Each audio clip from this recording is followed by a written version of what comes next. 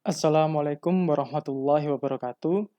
Ya, pada video kali ini saya akan menjelaskan terkait dengan salah satu chapter di buku Ulrich yang termasuk ke dalam pokok bahasan kita di mata kuliah perancangan produk, yaitu terkait dengan konsep testing atau pengujian konsep produk.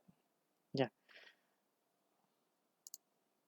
ya jadi e-booknya juga kalian bisa download di link yang sudah saya berikan, dan slide PPT juga nanti akan saya bagikan pula di link tersebut.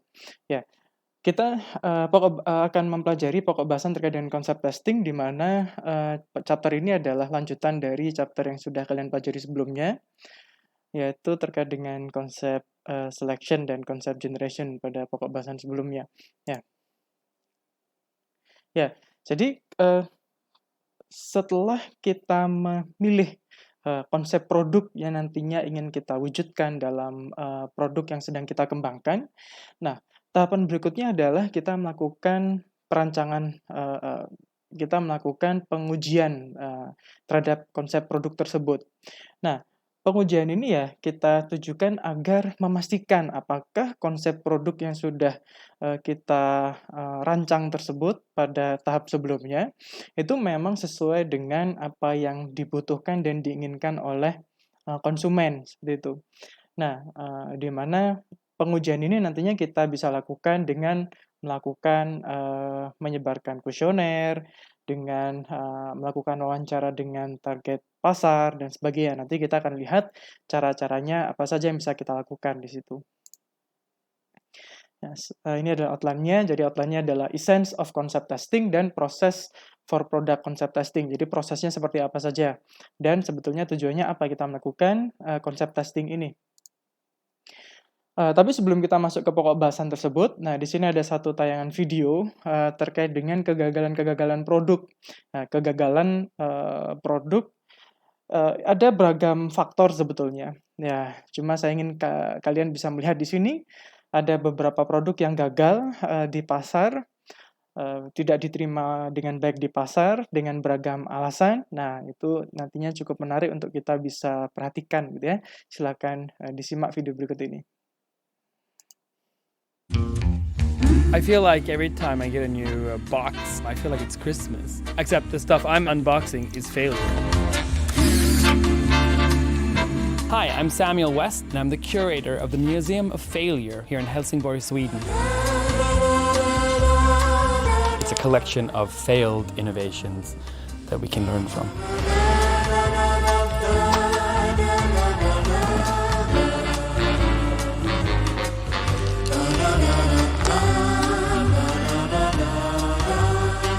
What you're looking at here is a teleguide.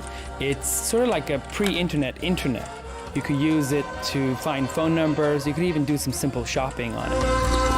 The teleguide failed because Swedish Telecom had not negotiated good enough prices, so they actually lost money on each product that was sold. So the Itera plastic bicycle from 1982 was a Swedish national innovation failure. It was twice the price of a regular bicycle, it was unstable, and it broke.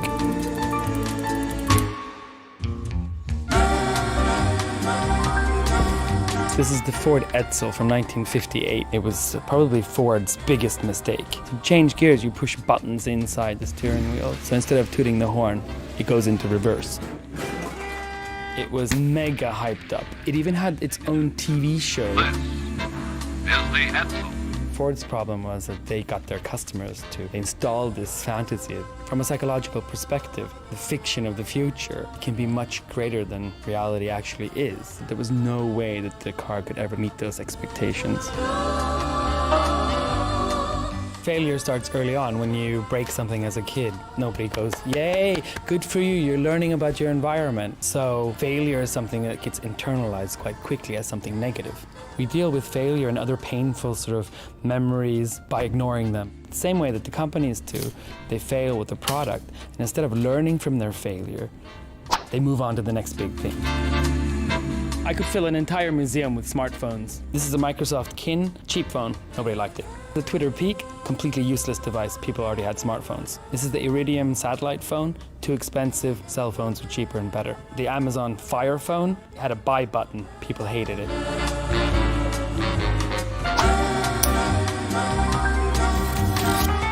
Okay, this right here is the DivX. It's a disposable DVD. So disposable in the sense that you bought it, you took it home, and once you started watching it, you had 48 hours to watch the movie, and then it didn't play anymore. This is not a rental, and it's not buy the movie. It's sort of in between. It's nothing. Consumers hated it. It looks horrible. What the hell is this? It's an electric facial mask that makes you as beautiful as Linda Evans from the TV show Dynasty. How? By shocking your face. The main message that I want to convey with the museum is that it's okay to share your inadequacies, your failures, your stupid questions, your unrefined ideas without being negatively judged. I think it's beautiful. It's a nice looking car. I'd buy one. Except you get stuck in traffic changing gears. Reverse. All right.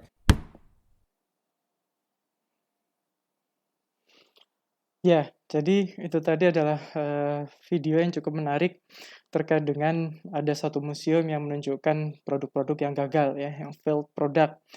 Nah, ada beberapa hal tadi yang bisa kita lihat kegagalan karena dari faktor harga, karena dari desain produknya itu sendiri, karena ada yang karena tidak sesuai dengan ekspektasi pasar gitu ya, ada yang tidak sesuai dengan kebutuhan pasar dan sebagainya.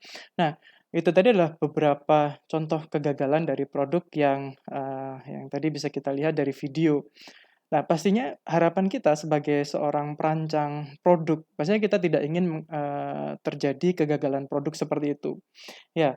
Nah, salah satu cara agar kita bisa memastikan nantinya bahwa produk yang kita sudah desain, yang sudah kita rancang tadi konsepnya itu nantinya sesuai dengan apa yang dibutuhkan dan diinginkan oleh konsumen, ya kita melakukan konsep testing di sini. Kita menguji konsep apakah memang desain produk, konsep yang sudah kita rancang ini memang sesuai dengan apa yang dibutuhkan dan diinginkan oleh konsumen kita, seperti itu.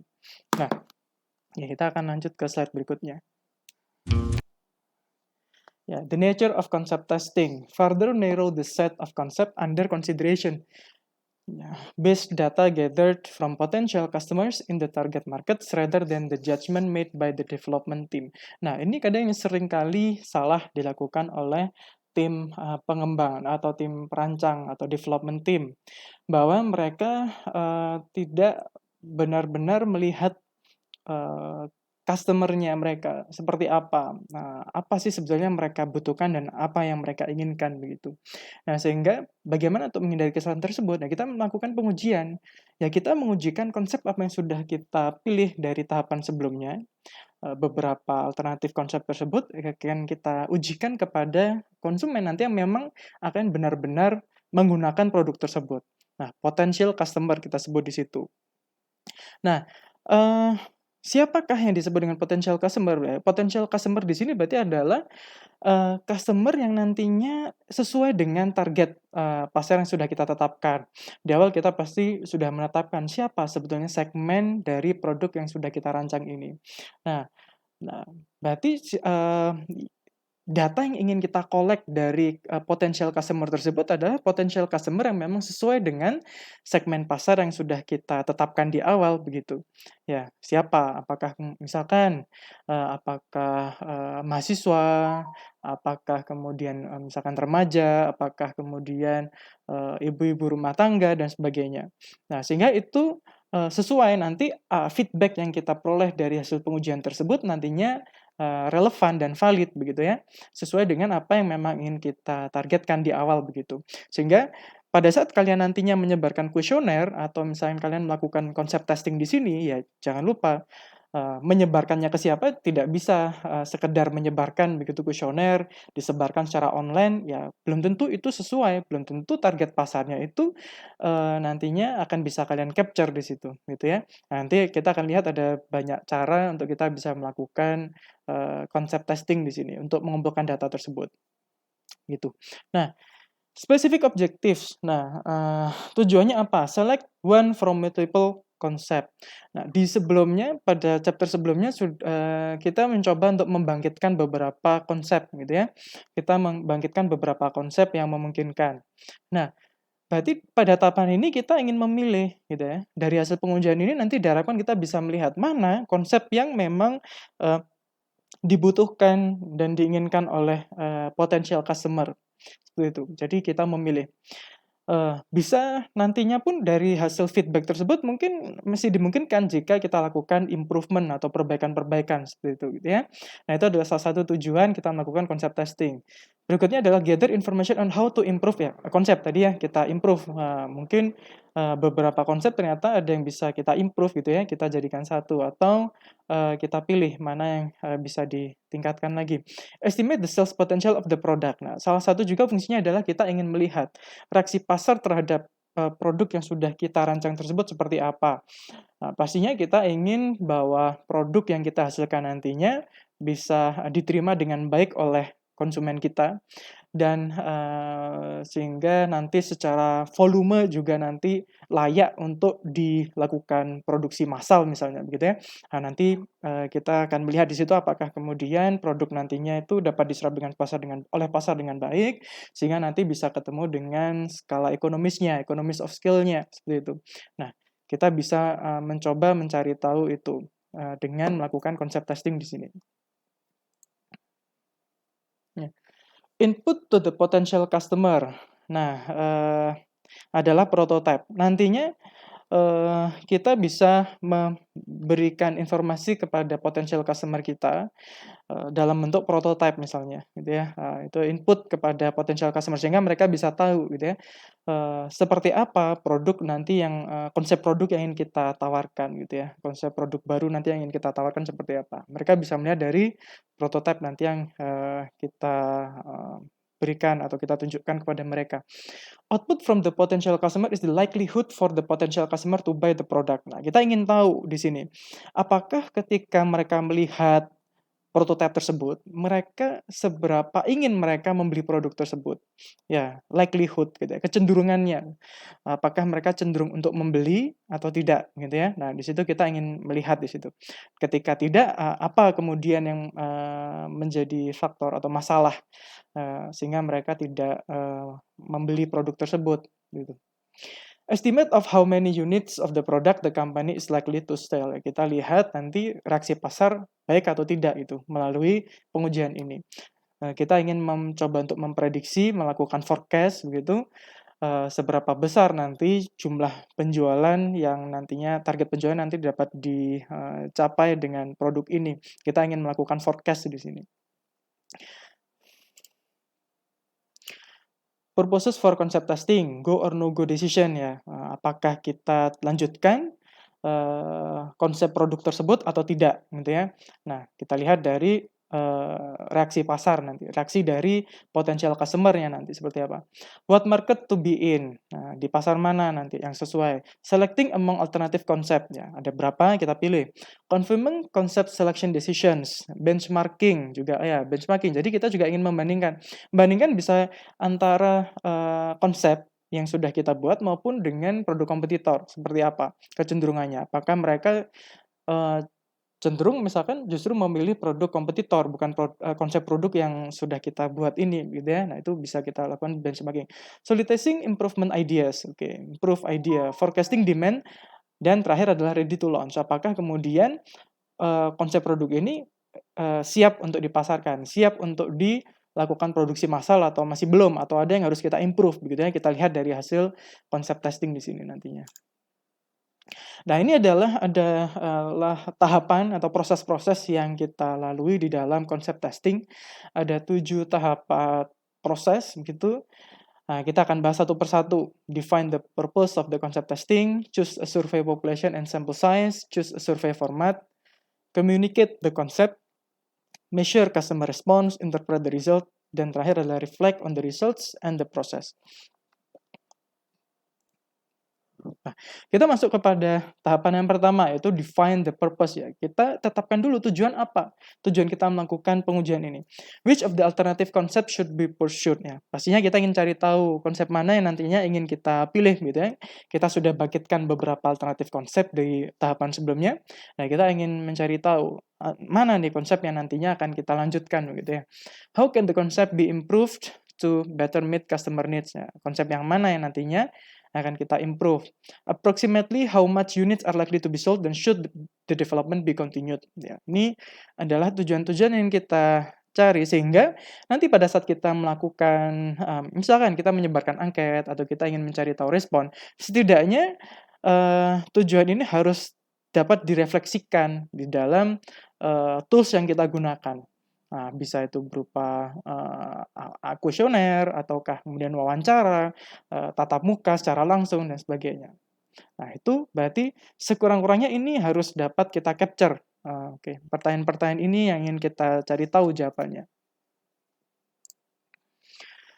Nah, langkah berikutnya adalah choose a survey population and sample sizes. Nah, ini juga cukup tricky ya.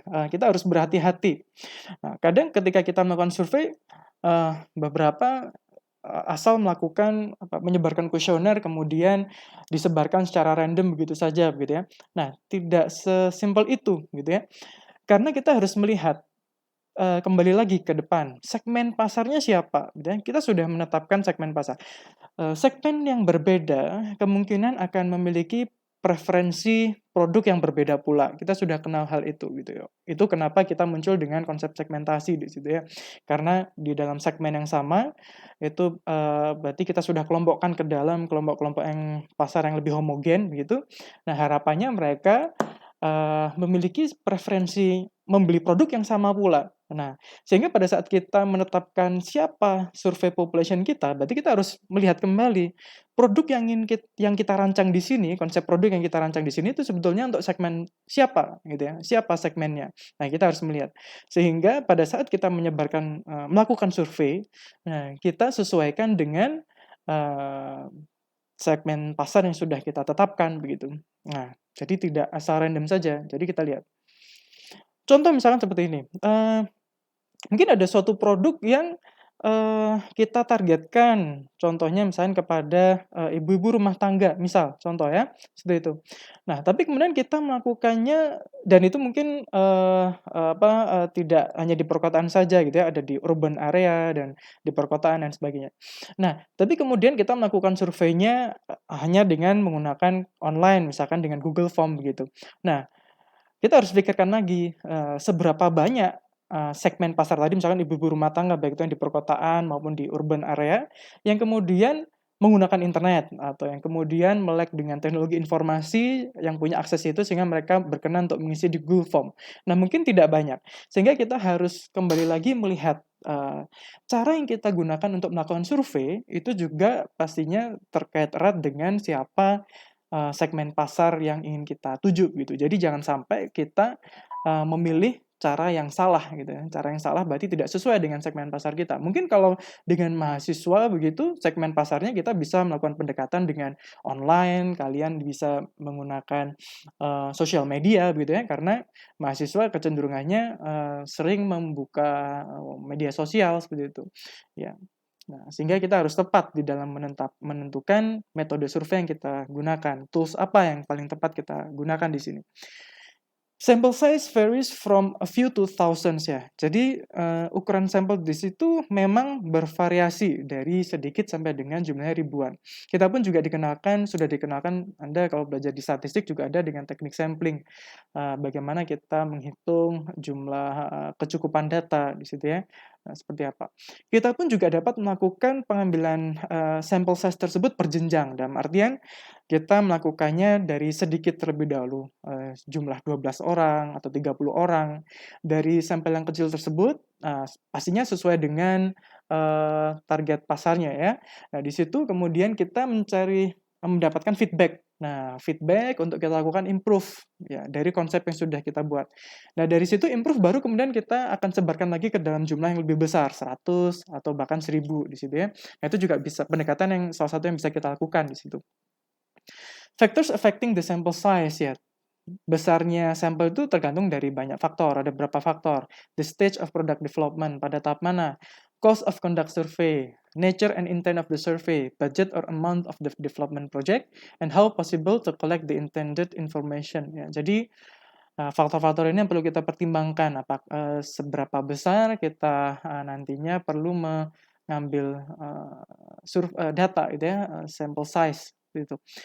Possible to structure multiple survey with different objectives at different stages. Ya, jadi kita bisa mengembangkan juga banyak metode survei. Ya, misalkan kita pun juga bisa menetapkan tatap muka secara langsung gitu. Ada juga yang saya tahu ada juga proses pengembangan produk yang feedback-nya itu diperoleh dari target atau potensial customer-nya dengan diskusi gitu. Beberapa potensial customer-nya diundang gitu, kemudian dilakukan diskusi, focus group discussion seperti itu terhadap konsep produk yang coba dimunculkan oleh development team gitu. Nah, kemudian dari diskusi tersebut yang dilakukan oleh sekumpulan orang yang terdiri dari potensial customer dan juga tim development.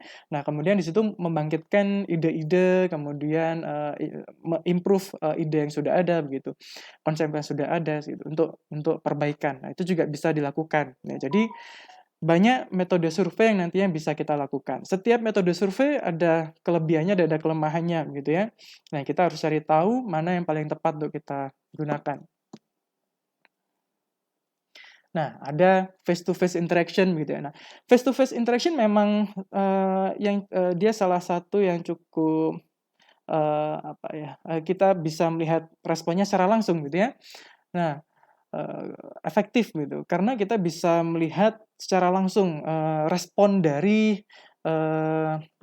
target konsumennya seperti apa gitu. Ketika mereka mencoba menggunakan produknya misalkan, ketika sudah ada prototipenya misalkan.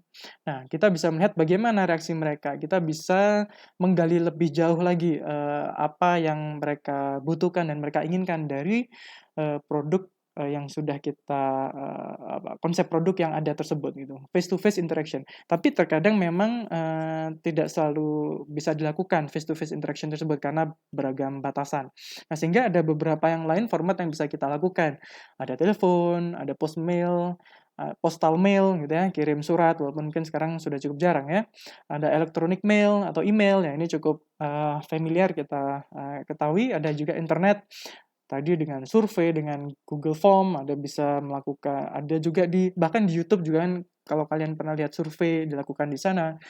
Ada juga bisa melakukan di sosial media, Facebook, dan sebagainya. Nah, itu beberapa bisa kita lakukan. Nah, masing-masing punya kelebihan dan kekurangannya, gitu ya. Seperti face-to-face tadi memang kita bisa secara langsung berinteraksi dengan potential customer, tetapi ya biayanya juga besar, karena bisa jadi kita harus mendatangi mereka, gitu ya, satu persatu, atau sebaliknya gitu, kita mendatangkan mereka ke tempat kita. Itu butuh biaya, pastinya juga waktu gitu ya. Nah, concern waktu ini kadang yang tidak adalah suatu hal yang tidak banyak dimiliki oleh tim development sekarang, karena sekarang dengan persaingan gitu kan, nah semuanya berlomba-lomba untuk bisa menciptakan produk atau menghasilkan produk dengan cepat gitu ya, siapa yang pertama gitu.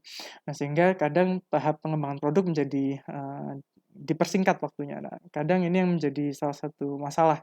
Nah, ketika kita memilih face to face interaction. Nah, kemudian telepon memang cukup mudah gitu, tetapi memang ada keterbatasan. Responden tidak bisa melihat secara visual bagaimana bentuk prototipenya. Mungkin beberapa konsep produk itu bisa kita lakukan dengan telepon.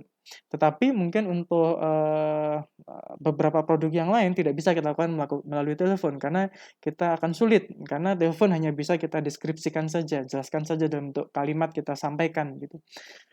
Ada postal mail, ada berkirim surat, tapi sekarang saya pikir sudah sangat jarang sekali. Ada electronic mail, berkirim email, dan juga internet. Jadi ya, itu bisa kita lakukan.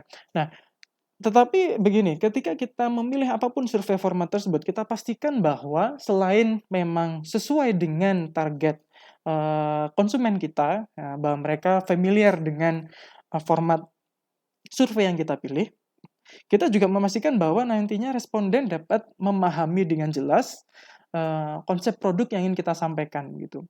Nah, jangan sampai kita tanyakan suatu pertanyaan yang tidak jelas atau tidak kita beritahukan informasinya kepada mereka tentang konsep produk kita. Nah, karena nanti hasilnya akan menjadi tidak valid gitu ya. Nah, sehingga ketika Anda ingin menanyakan suatu hal di situ, pastikan bahwa Anda sudah memberikan informasi terlebih dahulu di dalam format tersebut atau di dalam tools yang kalian gunakan gitu.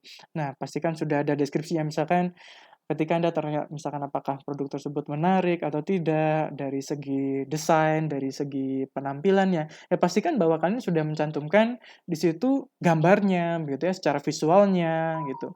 Nah, sehingga mereka dapat menilai dengan tepat, begitu, dan hasilnya tidak bias nantinya. Nah, itu yang kadang juga lupa untuk dilakukan pada saat kita menyusun survei di sini. Communicate the concept. Nah, kita bisa ya, tadi dengan tools-nya masing-masing ya, berarti kita pilih metode komunikasi mana, ada verbal description, tadi kalau misalnya dengan telepon, ya berarti kita hanya bisa dengan verbal saja.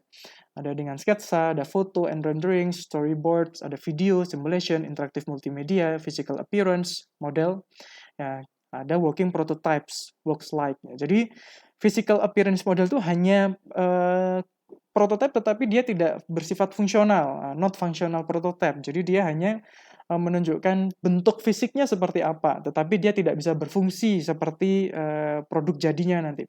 Tetapi ada yang working prototypes, jadi works like. Jadi dia memang dapat prototype yang dari segi bentuk maupun fungsinya dapat dijalankan, seperti nanti produk yang akan diproduksi, gitu ya. Nah, measurement customer response. Nah, berikutnya kita mengukur ya, biasanya kita mengukur responnya seperti apa.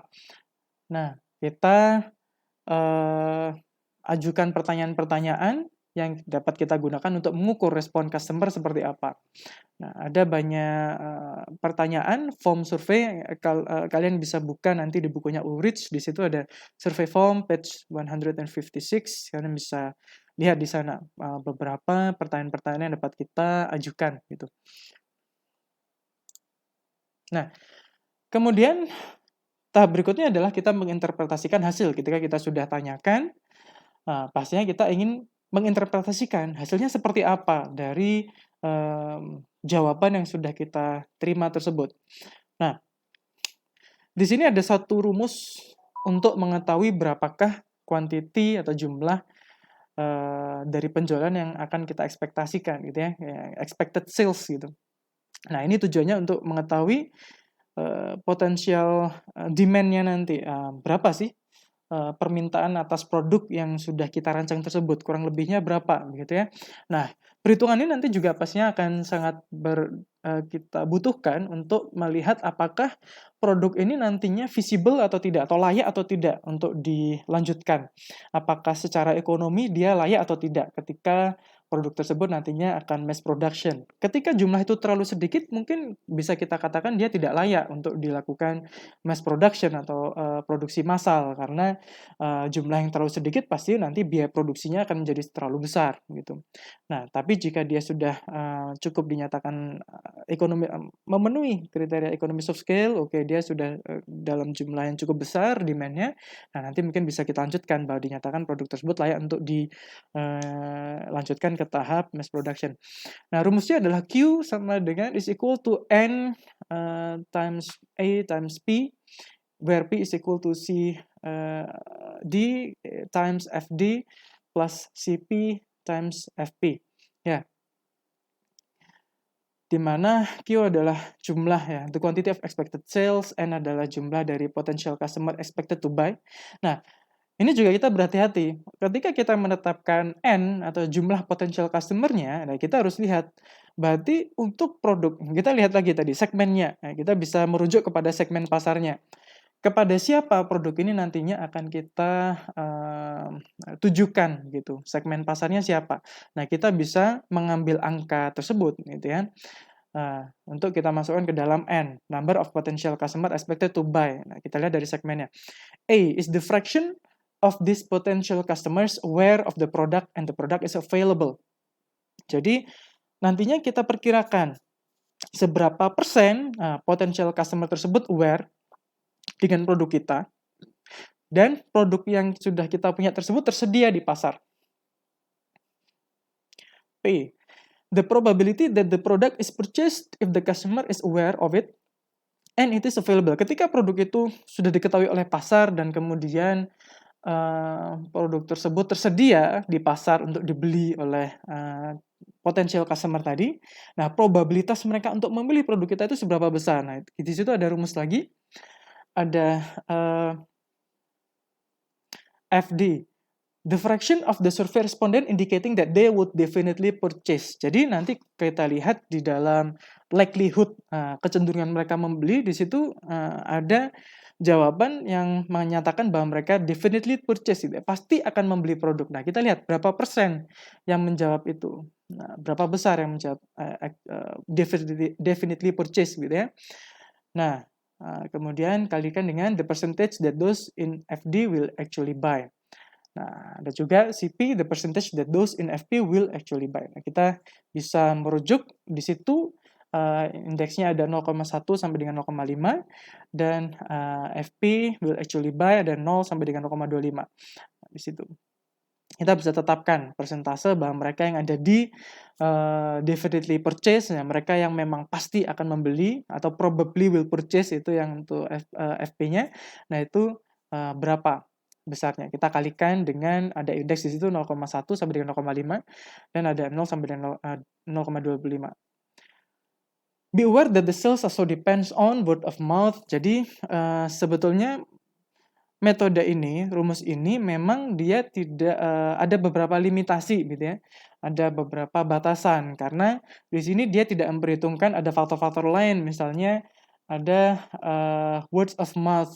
Mungkin ada potensi nantinya ketika produk itu ada di pasar, ada di masyarakat, kemudian satu orang dia akan menyebarkan ke orang yang lain, begitu ya, ada word of mouth dari mulut ke mulut begitu. Mereka akan menyebarkan dari satu ke yang lain. Nah, itu memang tidak tercapture dari rumus ini. Ada fidelity of the concept description. Nah, bisa jadi mungkin deskripsi produk yang kita sampaikan pada saat di kuesioner itu tidak sama dengan deskripsi produk yang nanti aktual ada ketika sudah mass production. Nah, ketika terjadi perbedaan antara apa yang kita sampaikan pada saat survei dengan apa yang ada di aktual mass production, ketika itu berbeda, yang pastinya itu akan menghasilkan hasil yang berbeda pula, gitu ya. Nah, itu yang dimaksud dengan fidelity of the concept description. Ada pricing. Nah, faktor harga. Ketika harga yang kita sampaikan pada saat survei dengan harga aktual di pasar nanti berbeda, pasti juga memberikan hasil yang berbeda pula. Level of promotion, ya. Level promosi, ya, seberapa gencar kita melakukan promosi pasti juga nanti akan berdampak seberapa baik produk kita akan diketahui oleh pasar, gitu. Nah, market size, population and demographic data. Nah, ini untuk kita bisa menetapkan tadi the number of potential customer expected to buy, N-nya tadi. Nah, kita perlu melihat populasi dan demographic data, gitu ya. Nah, sales volume of various product itu pasti berbeda-beda. Ada airplanes, ada machine tools, ada cars, yang berbeda-beda. Kembali lagi sebetulnya adalah kita harus melihat segmen pasar kita siapa, gitu ya. Nah, ketika kita sudah tahu segmen pasar kita siapa, berarti kita bisa menetapkan ketika segmen pasar kita adalah A, begitu. Nah, berapakah ukuran atau market size dari segmen pasar A tersebut, gitu ya. Nah, itu nanti yang kita gunakan di dalam perhitungan. Oh, ini contoh persebaran. Ada populasi, gitu ya, di berbagai negara. Ya, ini berdasarkan dari beberapa produk, gitu ya. Volumenya unit per tahun, seperti apa. Anda juga bisa menggunakan atau merujuk ke data-data yang ada di sini. Ini disediakan dari buku, tersedia dari buku Product Design and Development dari bukunya Carl Ulrich. Ya. Nah, ini contoh, salah satu contoh produk yang dimunculkan di bukunya Ulrich. Ada Power Electric Scooter. Nah, situ. Nah, ditetapkan dulu purpose of concept test-nya apa sebetulnya. Dia ingin cari tahu tujuan dari pengujian ini apa? What market to be in? Nah, tujuannya adalah untuk mencari tahu di pasar mana nantinya. Sample population-nya college student who live 1 up to 3 miles from campus and factory transportation. Itu sampel population-nya. Nah, berarti itu pasti ada hubungannya juga dengan segmen pasar yang ingin mereka pilih gitu ya, ingin targetkan gitu. Nah, survei format seperti apa? Oke, mereka melakukan face to face interview secara langsung gitu, tatap muka gitu untuk mengetahui respon dari potential customer seperti apa. Nah, communicating the concept mereka melakukan dengan ada verbal, dijelaskan secara langsung dengan sketsa, photographs, or rendering, storyboard, video, dan sebagainya. Nah, ini cara mereka untuk mengkomunikasikan konsepnya gitu. Nah, ini contoh verbal description. The product is a lightweight electric scooter that can be easily folded and taken with you inside a building or on public transportation. The scooter weighs about 25 pounds. It travels at speeds of up to 15 miles per hour and can go about 12 miles on a single charge. Jadi di sini bahkan kita sudah menampilkan beberapa spesifikasi-spesifikasi yang nantinya kira-kira butuh untuk diketahui oleh pasar. Yang ingin kita cari tahu respon mereka seperti apa. Ketika kita ingin cari tahu apakah menurut mereka berat sekian itu cukup ringan atau sesuai dengan yang mereka harapkan, ataukah kecepatan ini sesuai atau tidak, berarti kita harus menyertakan informasi itu gitu ya. Jangan sampai kita tanyakan pertanyaan yang tidak kita sertakan deskripsinya terlebih dahulu. The scooter can be recharged in about 2 hours from a standard electric outlet. The scooter is easy to ride and has simple controls, just an accelerator button and a brake. Nah, ini contoh verbal description-nya. Sketsanya seperti ini nanti kalau digunakan. Renderingnya seperti ini, ya 3D-nya. Storyboard, oke, ini skemanya ketika dia tidak digunakan, dapat diilustrasikan seperti ini. Compact storage, portable transportation, reduced transit time. Ini contoh-contoh penggunaan dari konsep produk tersebut. Nah, 3D solid CAD/CAM model, appearance model, working prototype, beta prototype. Ya, ada video animasi tapi di sini tidak bisa saya munculkan. Nah, terakhir berikutnya ada survei format. Nah, how far do you live from campus? Nah, ya, kita perlu juga menanyakan pertanyaan-pertanyaan, ada qualification question di situ. Nah, atau kita juga bisa sebut sebagai screener questions, screeners questions. Di mana pertanyaan itu kita ajukan untuk menyeleksi apakah memang responden yang kita berikan pertanyaan tersebut memang relevan dengan target pasar kita. Nah, di antaranya kita bisa tanyakan profil responden misalnya. Profil responden dan beberapa pertanyaan lain untuk mencari tahu apakah memang responden tersebut memang relevan dengan target pasar kita gitu. Nah, sehingga nantinya harapannya kita dapat memperoleh hasil dari survei yang memang sesuai target kita, tidak bias gitu ya. How do you currently get to campus from home? How do you currently get around campus? Nah, itu ada pertanyaan-pertanyaan qualification ya, atau kita juga bisa sebut di situ ada screener questions. Part kedua adalah product description ya. Tadi kita berikan konsep description-nya bisa bentuk verbal, kita bisa tampilkan 3D-nya, bahkan kalau face to face tadi mungkin kita bisa tunjukkan prototype-nya kalau ada gitu ya. Kemudian kita tanyakan purchase intent. If the product were priced according to your expectations, how likely would you be to purchase the scooter within the next year? Nah, di sini memang ada yang disebut dengan price, ada penyebutan price di situ. Harga di sini memang kita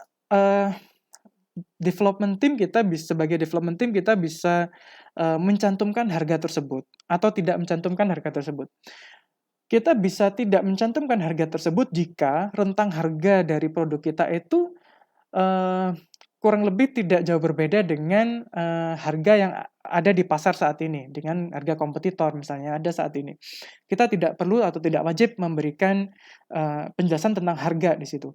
Tetapi jika memang harga tersebut menjadi salah satu poin utama, misalkan dia extremely high atau extremely low. Extremely high itu misalkan karena dia punya unique features, misalkan ada fitur unik yang tidak dimiliki oleh kompetitor sehingga di situ harganya sangat mahal atau relatif lebih mahal dibandingkan kompetitor, atau dia significantly low, cheaper gitu ya dibandingkan dengan kompetitornya. Nah, karena misalnya dia hanya memang memberikan basic function tetapi memang dengan harga yang affordable. Nah, itu kita bisa munculkan harga di situ. Nah, kita bisa tanyakan. Nah, How likely would you be to purchase the scooter within the next year? Nah, kita tanyakan, I would definitely not purchase. Nah, I would probably not purchase. I might or might not purchase. I would probably purchase. Dan I would definitely purchase. Ya. I would definitely purchase dan I would probably purchase lah yang nantinya akan kita masukkan ke dalam rumus tadi, gitu ya. Nah, berapa besar persentase yang memilih I would definitely purchase dan berapa besar persentase yang memilih I would probably purchase. Nah, itu yang akan kita masukkan ke dalam rumus yang sudah kita bahas tadi di depan.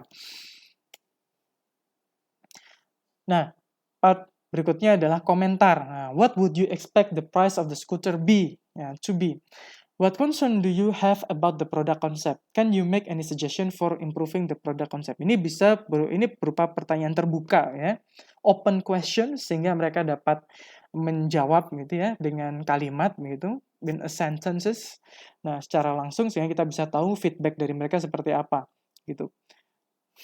Nah, terakhir kalimat penutup dan ucapan terima kasih pastinya. Thank you. Nah, kita masukkan ke dalam rumus ini tadi, ya, top box dan second box tadi. Yang pasti membeli dan mungkin akan membeli, nah itu kita masukkan ke dalam rumus ini. Sehingga kita bisa mengetahui P-nya, probability of purchase-nya. Nah, dari situ kita masukkan ke rumus pula, nah kita bisa mengetahui Q-nya. Berarti kira-kira berapakah besarnya penjualan yang secara annual ya, secara annual tahunan misalnya, yang nanti bisa di-generate gitu. Nah, ini adalah salah satu cara juga nanti kita menetapkan apakah produk tersebut layak untuk diproduksi secara massal, secara ekonomi dia memang layak atau tidak gitu. Nah, ini contoh perhitungannya. N-nya dia memang menyasar kepada mahasiswa gitu ya, mahasiswa. Tapi yang off-campus grad students ya, yang tidak tinggal di asrama ya. Di luar asrama, off-campus grad students. So, kurang lebih sebesar 200.000 siswa. A ada 0,2 to 0.2 up to 0.8 every bike shop gitu ya. Jadi ketersediaannya ya realistis kurang lebih 0,2. Kalau 0,8 berarti dia perkirakan bahwa availabilitasnya itu tinggi.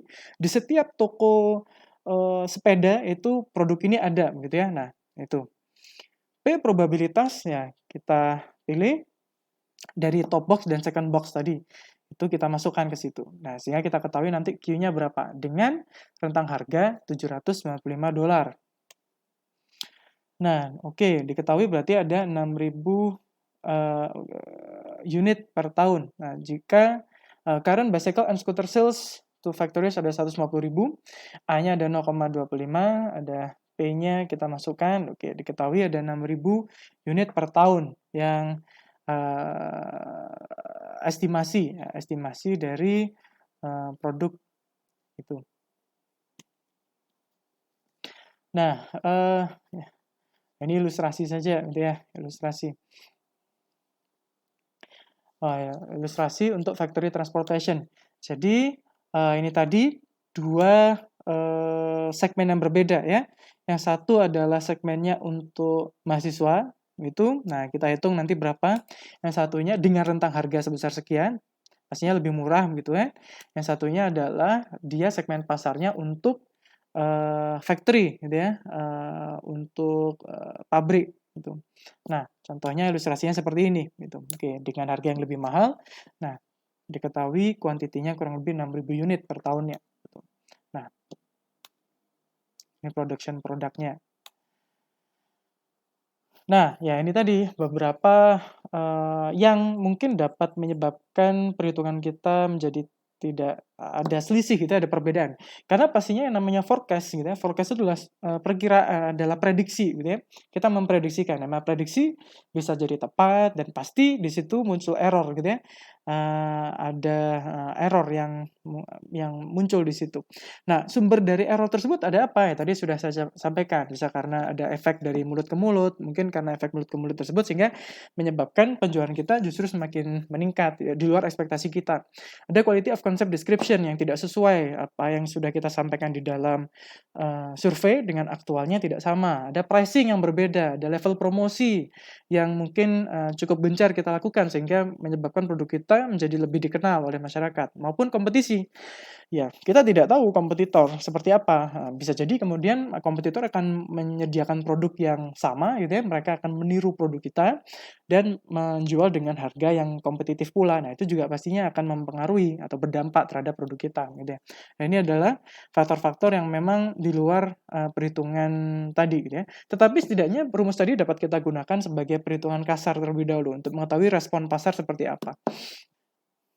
Sekian video terkait dengan pokok bahasan kita pada hari ini terkait dengan konsep testing ya atau yang ada di chapter 9 dari buku Ulrich. Nah, setelah video ini akan ada beberapa pertanyaan maupun tugas yang ada di Google Classroom. Silahkan kalian jawab pertanyaan-pertanyaan yang ada tersebut terkait dengan materi ini. Nah, kita akan bertemu kembali minggu depan di chapter selanjutnya. Saya akhiri video ini. Assalamualaikum warahmatullahi wabarakatuh.